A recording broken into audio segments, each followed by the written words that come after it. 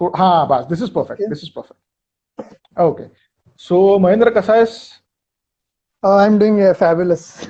How are you? Okay. Yeah I am also good, I am also good. So सध्या काय नवीन activity, what are you doing right now? Currently, I'm just writing a book. I just okay. completed a manuscript of my book, and I'm just working on the various things. How can I? It's currently exploration phase almost. But I just finished okay. a okay. manuscript of the book, so it's about I have to publish that. So I'm learning on it. Okay, okay. So I would like to introduce Mahendra to our guests. Mahendra is a avid cycling person. He also does trekking. He has completed his engineering from VZTI, and he was working with Adani for around 10 years.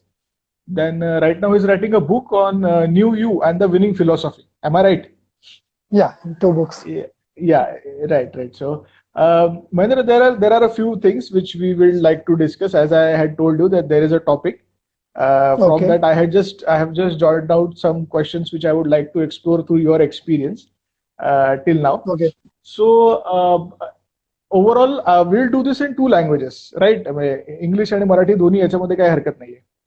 दोन्ही आहे मराठी घेतलं तरी okay. चालेल English पण चाललो काय issue नाही. Right, right. Yeah. So मग मला सांग की आतापर्यंतचं तू म्हणजे एज्युकेशन कम्प्लीट केलंस, then you had a job, मग त्याच्यानंतर तू एक लीप ऑफ फेथ घेतलंस आणि तू आता वेगवेगळ्या विषय तू एक्सप्लोर करतोयस. सो हम्म. आतापर्यंतचा अनुभव कसा आहे या सगळ्या गोष्टींचा? मला असं वाटतं की life is a journey. It's म्हणजे जेव्हा मी at the age of 20 my goal was to get a job. when I was doing engineering, my goal is just to get a job. But after that, when I was 25, 26, I was not happy with that job. Because my some needs were fulfilled. आपलं life आहे ना आपल्या हम्म, needs वरती खूप dominant असतं. म्हणजे आपल्या ज्या हम्म, बेसिक नीड्स आहेत, फूड, शेल्टर अँड क्लोथ्स, त्या जेव्हा फुलफिल होतात तेव्हा आपल्याला एक मग काहीतरी कॉलिंग किंवा आपल्याला काहीतरी कॉन्ट्रीब्युशन किंवा एक सॉर्ट ऑफ एक्सप्लोरेशनचं खूप फील येतं आतून. Even हम्म, at the age of 26, 27, I realized maybe I'm just doing this for the money, and I'm getting a good amount of money over there, but I'm not literally happy. I'm looking at the watch की 5 कधी वाजता मी कधी घरी निघतोय. So I हम्म, हम्म. I do काही calculation केलं आणि मी डिसाईड केलं की बाय 2020 आय वुड क्विट. त्याच्या आधी मी भरपूर ओके. प्लॅनिंग केलेलं पण त्या प्लॅनिंग बऱ्यापैकी फेल पण झालं. But still at 2020 I took the leap of faith to quit. And okay. Okay. After this and life is uncertain. Now हे करोना झालं. नाही तर माझे हो, काही हो. वेगळे प्लॅन्स होते. It almost whatever my हम्म, planning was, it almost it's almost changed. It's not at all like that. Hmm. Okay, okay. But मग आता हे अशा पद्धतीचं होत असतं, म्हणजे there are different different terms Yeah, आणि बऱ्याच काही काही गोष्टी होत असतात and you have to handle it. So त्याला त्याला काही इलाज असतो because that's destiny, right? Yeah. So आता destination मग it's a ह्याच्यामध्ये life. मला हा बोला. सो सो बेसिकली जे वेगवेगळे मुद्दे होते, म्हणजे मला तुला कडनं जी माहिती घ्यायची होती, तर त्याच्यामध्ये आता आपल्या जर्नी ऑफ लाईफ मध्ये काही काही टर्म्स आहेत. सो त्याच्यामध्ये एज्युकेशन, म्हणजे आता 10वी आणि 12वीचे पण रिझल्ट लागलेत आणि many people are into that race की जिथे तू होतास आधी. सो एज्युकेशनचा Okay. किती इम्पॉर्टन्स आहे आपल्या लाईफमध्ये असं तुला वाटतं? एज्युकेशनचा प्रचंड इम्पॉर्टन्स आहे. म्हणजे मी असं म्हणतो की education is a qualifier in my term. Education I would say is any quality. म्हणजे 10th 12th किंवा एक डिग्री असणं, इट क्वालिफाईज यू की तुम्ही पुढे जाऊन काय करू शकता. So it's very important. Because जरी तुम्ही म्हणाल की मला काही शिकायचंय, but at least you have to read, you have to write. तर जर बेसिक एज्युकेशन एक पद्धतीने करायचं, एज्युकेशन एक प्रोसेस म्हणून तुम्ही गेलात ना, तर मी खूप मॅच्युअर होता. म्हणजे आम्ही इंजिनिअरिंग मधनं ज्या इंजिनिअरिंगच्या प्रोफेशन मधनं आम्ही गेलो, तुम्ही एका प्रोफेशन मधनं गेला, तर ती प्रोसेस आपल्याला बनवते. काही लोक आपण त्याच्यासाठी जे आजकाल जो अप्रोच आहे की people are just behind the degrees, that is not that correct. When you go through engineering, when you go through advocate or when you go through a medical, तर त्या डिग्रीज 3 वर्ष किंवा 5 वर्ष किंवा 7 वर्षाच्या का असतात? कारण त्या प्रोसेस मधनं माणूस इव्हॉल्व्ह होतो. तर तसंच okay, okay. but that is not the intent. The person should evolve in the process. Evolution right. खूप महत्वाचं आहे. म्हणजे एज्युकेशनला not just a medium of earning किंवा फक्त काहीतरी रिटर्न मिळण्याच्या मीडियमपेक्षा इव्होल्युशनच्या प्रोसेस सारखं बघितलं पाहिजे. आणि त्या प्रोसेसमध्ये तुम्ही एन्जॉय केलं तर मनी, फेम किंवा अकोलेट्स हे बाय प्रॉडक्ट म्हणून येतात. I am not saying that's not important, but it should be a let's say next factor. Evolution should be a first factor in any education. म्हणजे it can be any field you go in, I would say. आणि जी आत्ताची काही guest generation पण आहे. आपल्याला okay नाही, continue. Okay, the education, like one of the guest is also Arun, is my friend. तो पण तेच सांगतोय की एज्युकेटेड असणं आणि स्किल्ड असण्यामध्ये फरक आहे. Our education is just gives you platform. त्याच्यानंतर आपल्याला काही गोष्टी म्हणजे when I completed my engineering 2010, I was having suffering from inferiority complex. पण त्याच्यानंतर मी कम्युनिकेशन स्किल, त्याच्यानंतर पब्लिक स्पीकिंग, त्याच्यानंतर रायटिंग, त्याच्यानंतर भरपूर स्किल डेव्हलप केल्या 10 वर्षामध्ये.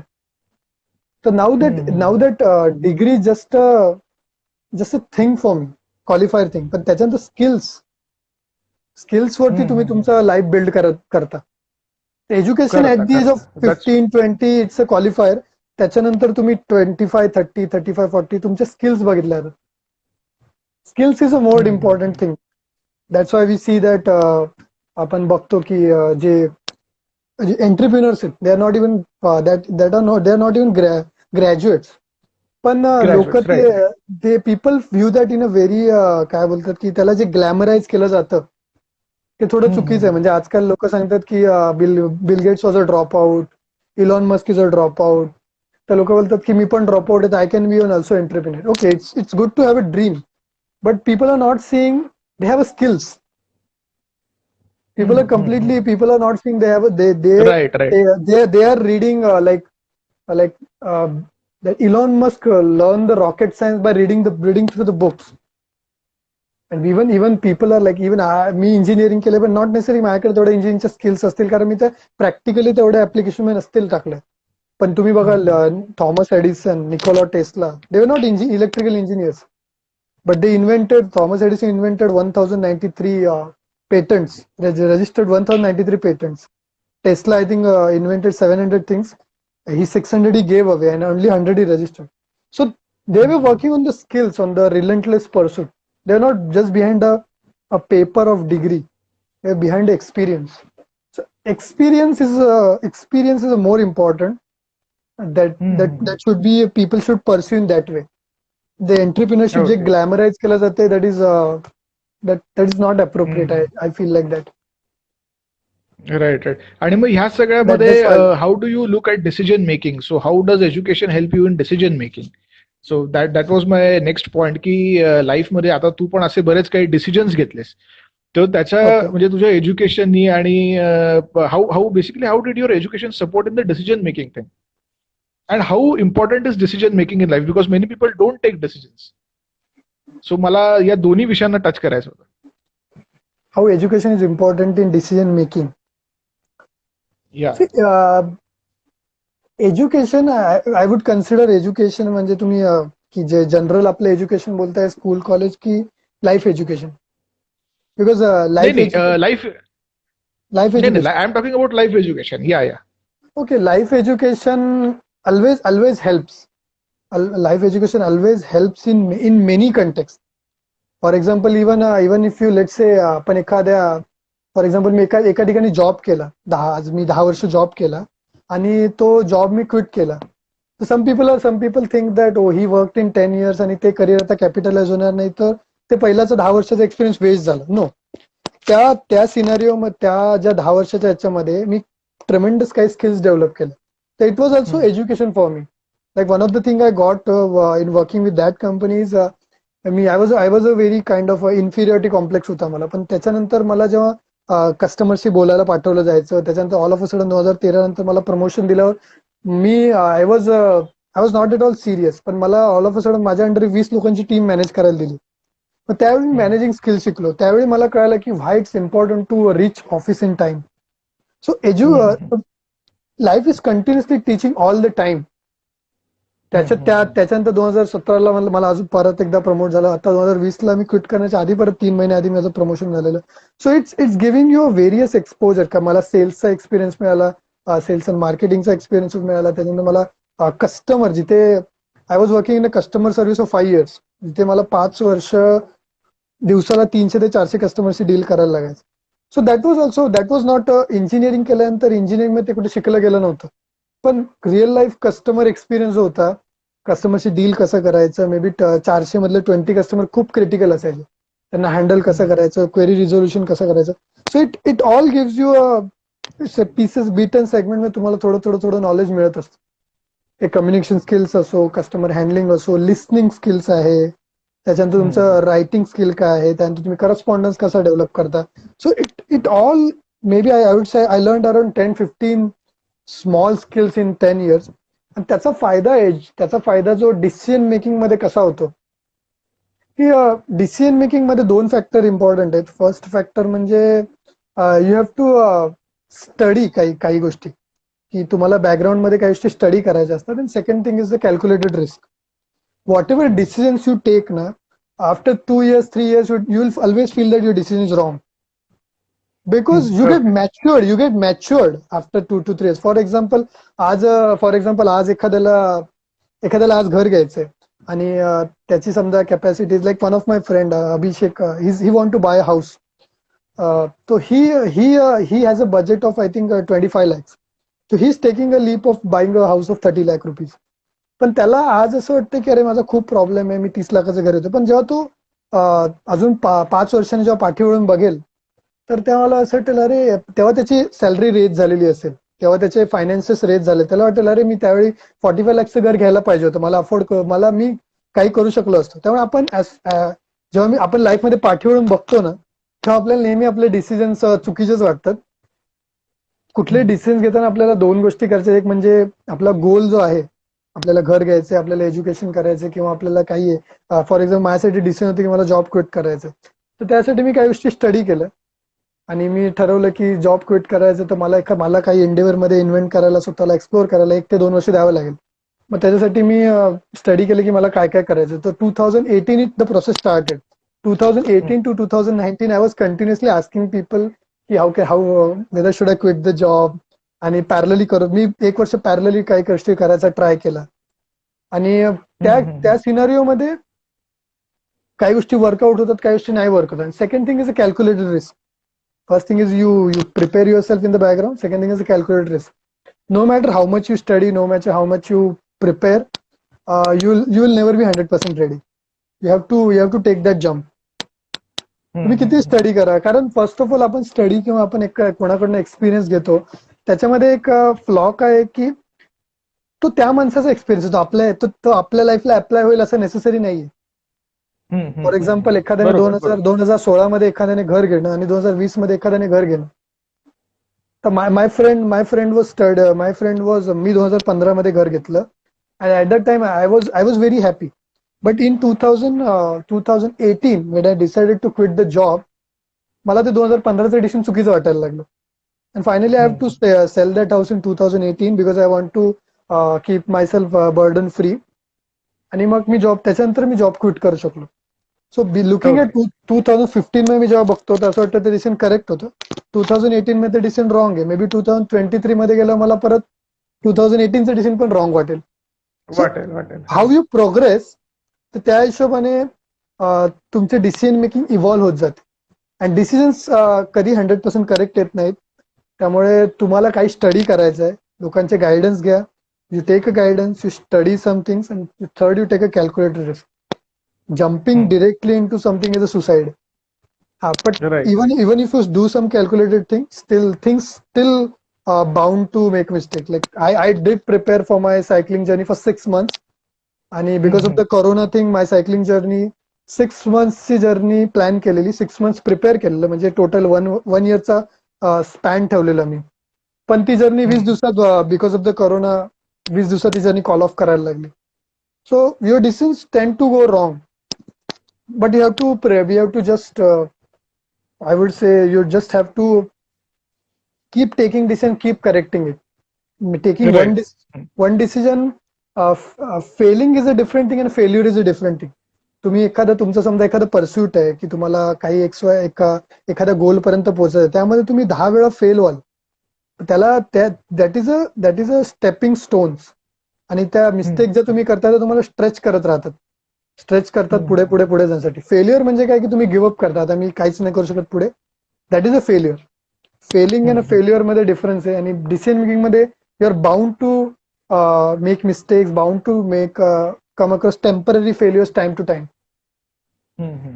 सो बट आता मग हे जेव्हा आपण करतो म्हणजे एज्युकेशन होतं, then you take this decision making thing, पण मग डिसिजन मेकिंग करताना तुम्हाला रिस्पॉन्सिबिलिटी पण असते. लाईक तुम्ही जेव्हा आता तू जेव्हा फ्रीडम मध्ये तू जेव्हा जॉब सोडलास, so in technical manner you are free. So now you do not have the job responsibility. But ते करेक्ट. फ्रीडम मधनं बाहेर पडल्यानंतर सुद्धा तुला एक रिस्पॉन्सिबिलिटी आली की तुला काहीतरी करायचंय. Like correct. You have to do something. तर फ्रीडम आणि रिस्पॉन्सिबिलिटी ह्या गोष्टीला तू कसा म्हणजे बघतोस, आणि how would you explain this thing की जेव्हा आपण आता म्हणजे बेसिकली आपण कुठल्याही आता आपण आपल्या घरातनं जेव्हा बाहेर पडतो तर तेव्हा आपल्याला फ्रीडम मिळतं, पण स्वतःची जबाबदारी स्वतःला त्यावेळेस घ्यावी लागते आपल्याला. तर ओके. तुमच्या ह्या सगळ्या म्हणजे लाईफ जर्नीमध्ये असताना तुला फ्रीडम आणि त्याच्याबरोबर येणारी रिस्पॉन्सिबिलिटी याच्यावरती तुझं काय मत आहे? Actually, what I would like to say, responsibility हा term people view it as a jail or a negative context मध्ये. But I would say that responsibility is the ultimate freedom. Because, for example, till the age of 25, even though I was making good money, I had bought a bike, I had bought a house almost, but I was not at all feeling happy. That the reason was I was not looking within.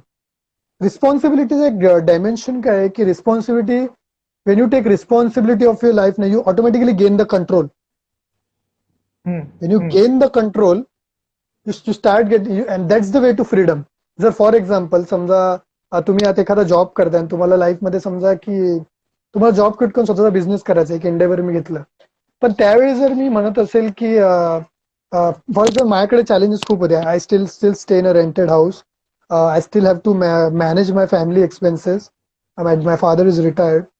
So at that moment जर मी त्याच्यासाठी जर 2015 पर्यंत मी ते स्वतःला blame करून reason देत होतो की आमच्याकडे घर नाहीये आणि आमच्याकडे मला फॅमिली सपोर्ट करत नाही, घरचे बोलले नाही जॉब क्विट करायचं नाही, नाही करू शकत, तर at that time I was like locked in.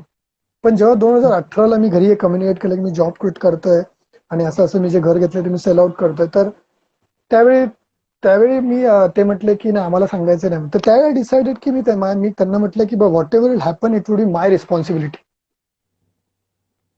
Wien I said that thing, it's my responsibility. All of आता मला माहिती आहे की I have to manage the house, I have to manage the rent, so it's completely on me now. तर आता मी माझ्या वडिलांना, माझ्या आईला किंवा माझ्या कंपनीला रिस्पॉन्सिबल धरत नाही, पण जर मी ते माझ्या फॅमिलीला किंवा माझ्या कंपनीला किंवा फ्रेंड्सना रिस्पॉन्सिबल धरतो, तर इफ यू आर कन्सिडरिंग तुमच्या लाईफमध्ये जे प्रॉब्लेम आहे त्यासाठी तुम्ही जर दुसऱ्यांना रिस्पॉन्सिबल धरत असाल, तुमची वाईफ, तुमचे पॅरेंट्स, तुमचे भाऊ किंवा तुमचे बॉसेस, तर तुमच्या लाईफचा कंट्रोल त्यांच्याकडे, आणि जो तुमच्या लाईफचा कंट्रोल त्यांच्याकडे, that means you are not in freedom. Responsibility means control, control means freedom. That is because I was very happy with this topic, because that is one of the topic in my book. If you're okay taking okay. if you're taking no responsibility, that means you're not under control. तुमच्या life तुमच्या पाठी एक hook लागलंय की तुम्ही सांगताय की माझी आई मला कंट्रोल करते, माझी वाईफ मला कंट्रोल करते, माझा फ्रेंड मला कंट्रोल करते, बॉस कंट्रोल करते. No, I decided in 2019, I said whatever happen, it would be my responsibility, and I am completely free right now. Even after 1 year, maybe situation might change. I may have to do a part-time job. I may have to work somewhere, but it's still my responsibility. My life is my responsibility, so that gives me a control. राईट, That's exactly. my हा एक that's खूप वेगळा वेगळा perspective आहे actually. It's a very different thing. म्हणजे आम्हाला हे मला तरी खूप वेगळं वाटलं आणि हा पर्स्पेक्टिव्ह नवीन मिळाला. पण आता मग ह्या सगळ्या प्रोसेसमध्ये लाईफमध्ये रिलेशन्स पण असाही एक ऍस्पेक्ट असतो. म्हणजे आपण जेव्हा डिसिजन मेकिंग करत असतो किंवा आपण कुठली रिस्क घेत असतो किंवा आपल्याला फ्रीडम असतं, रिस्पॉन्सिबिलिटी असते, ह्या सगळ्या टर्म्समध्ये रिलेशन्स सुद्धा तितकीच महत्वाची असतात. मग मित्र असोत, आई वडील असोत, तुमची वाईफ असोत किंवा तुमचे कलिग्स असतो ऑफिसमध्ये. तर आपल्या लाईफमध्ये ह्या वेगवेगळ्या रिलेशन्सचा काय रोल असतो आणि ते आपल्याला कसे डेव्हलप करू शकतात? See one of the thing I would like to say की एखादा की there are four pillars on which a happy life stands, which one of the health, wealth, family and the social circuit. त्याच्यामध्ये हम्म, recreation पण एक part होतो. तर तुम्हाला तुमची लाईफचं हॅपीनेस किंवा तुमच्या लाईफमध्ये एक बॅलन्स ठेवायचा आहे. तुम्हाला हे चारही पिलर तुम्हाला मॅनेज करायचे आहेत. इफ तुम्ही एखाद्या पर्टिक्युलर डायमेन्शनच्या मागे पळताय, फायनान्सेसच्याच मागे पळता, तुम्ही वेल्थच्या मागे पळता, may be at the age of 30 you are having a crore rupee in your bank, but you are overweight, you are let's say you are 90 kg old, 90 kg, आणि तुमच्यावर कोणी रिलेशन नाही, तुम्ही लग्न केलंय पण तुमची your wife has left you आणि तुमचं सोशल सर्किटमध्ये नाही. त्यावेळी मग फक्त तुमचा एक लाईफचा एक पिलर स्ट्रॉंग आहे, पण बाकीचे तिन्ही पिलर तुमचे कोलॅप्स झालेले, it's of no use. Your life is like this, आणि ते त्या चार पिलरवर स्टँड होतं. आणि रिलेशन्सचा रोल हा लाईफमध्ये खूप इम्पॉर्टंट आहे. कोरोनासारख्या पिरियडमध्ये जर तुम्ही बघता की for example Sushant Singh Rajput, he had I think 60 crore rupee त्याची हम्म, नेटवर्थ होती. ही वॉज हॅव्हिंग हम्म, बँड्रामध्ये फ्लॅट होता, he was having a successful career, but somewhere he has त्याचे काही पिलर स्ट्रॉंग होते. His health was strong, his finances wealth was strong. Finances was strong, social सर्किटमध्ये त्याला 12 million follower आहेत. पण तुम्ही कुठेतरी बघा की रिलेशन्स कुठेतरी he was a hollow inside. त्यामुळे त्याची रिलेशन्समुळे कुठेतरी मेंटल स्ट्रेंथ अफेक्ट झाली आणि he took that step. 60 crore rupees, imagine 60 crore rupee एखाद्याचे असताना that guy commits a suicide. Exactly. So that that that त्याच्याकडे that example that example is very relevant. That shows us that how relations are very important. But sometimes we live in a joint family. We take some joint family or a family. We take some relations for granted. Like till 26, 27, I used to think that why it's necessary to communicate with the parents. But now I feel it's necessary to communicate with the parents. Even I'm in a relation that I feel that मला कधी कधी आता ह्या phase मध्ये पण मला कधी कधी असं वाटतं की I should quit that relation, focus completely on my exploration thing. But somehow I keep convincing my mind, no, I have to keep the balance, I have to keep the balance, I have to keep the balance.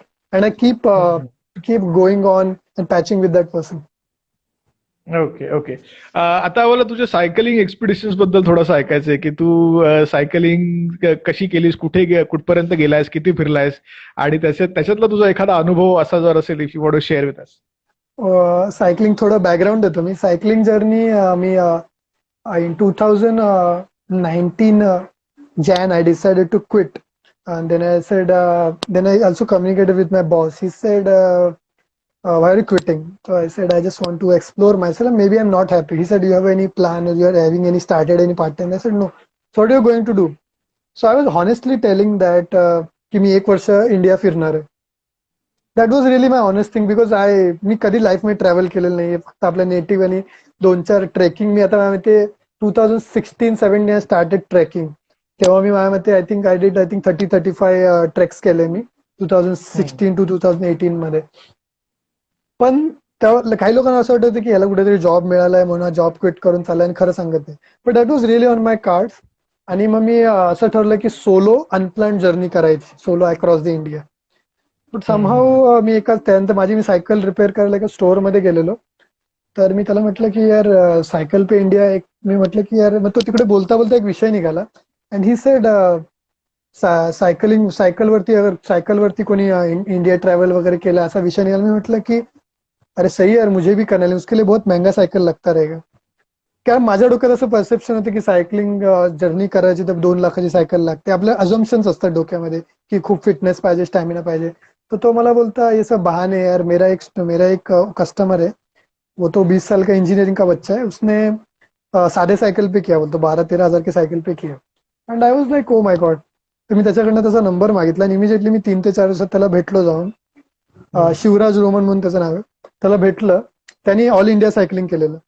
तर त्याने मला okay. Guide केलं, त्याच्यावर अमय म्हणून एक मुलगा होता, त्या दोघांनी मला गाईड केलं. म्हटलं की रादर दॅन मी सोलो ट्रॅव्हल करणार तर बाकीचा टाइम काय करणार, actually cycling I would be occupied for 12 hours.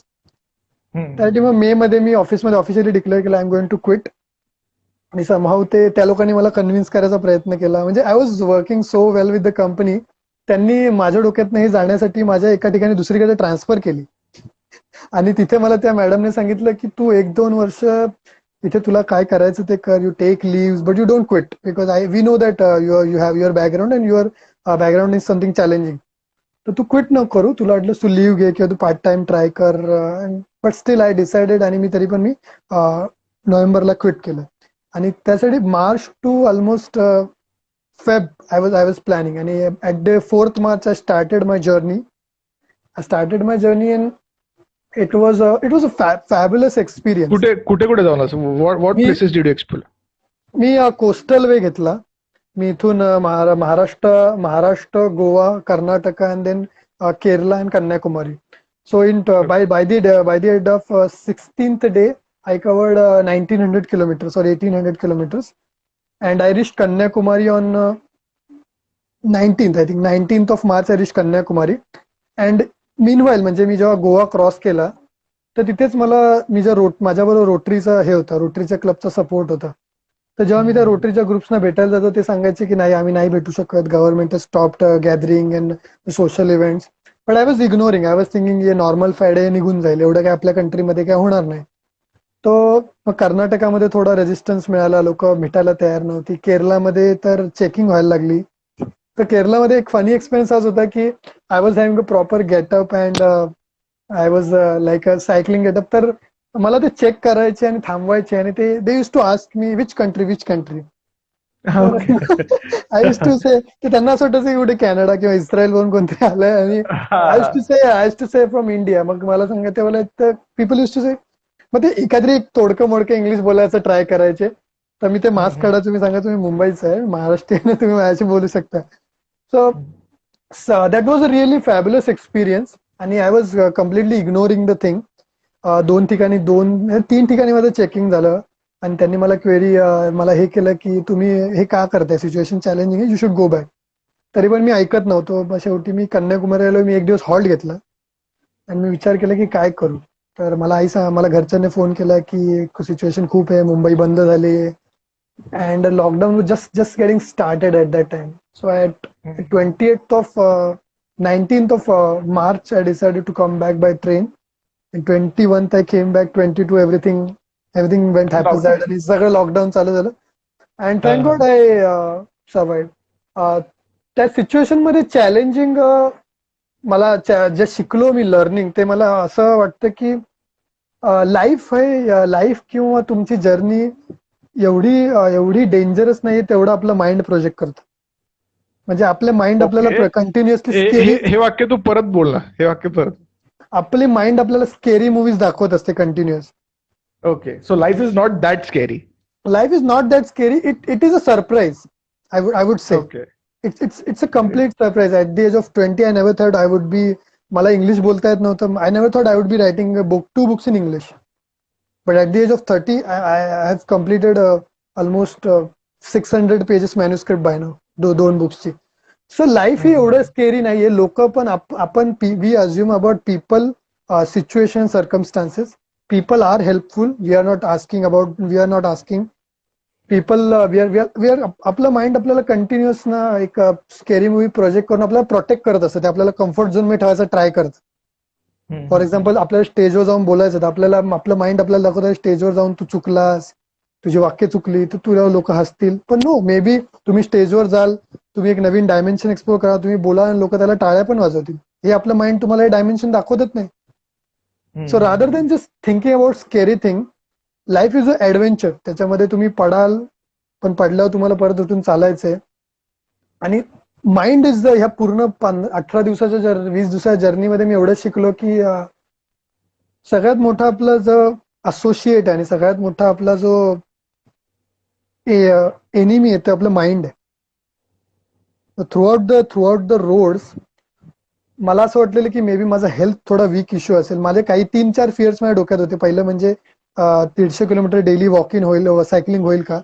Second thing म्हणजे की लोक वेलकम करतील का? थर्ड थिंग म्हणजे की what if I get looted, मला कोणी लुटलं किंवा काय झालं तर. पण या तिन्ही गोष्टी पूर्ण अझम्पशन फ्लॉप झाले. जे माझ्या डोक्यात नव्हतं ते म्हणजे माझं माइंड प्रत्येक वेळा बोलायचं की just just just go back, just go back, तू हे नाही करू शकत, तू हे नाही करू शकत.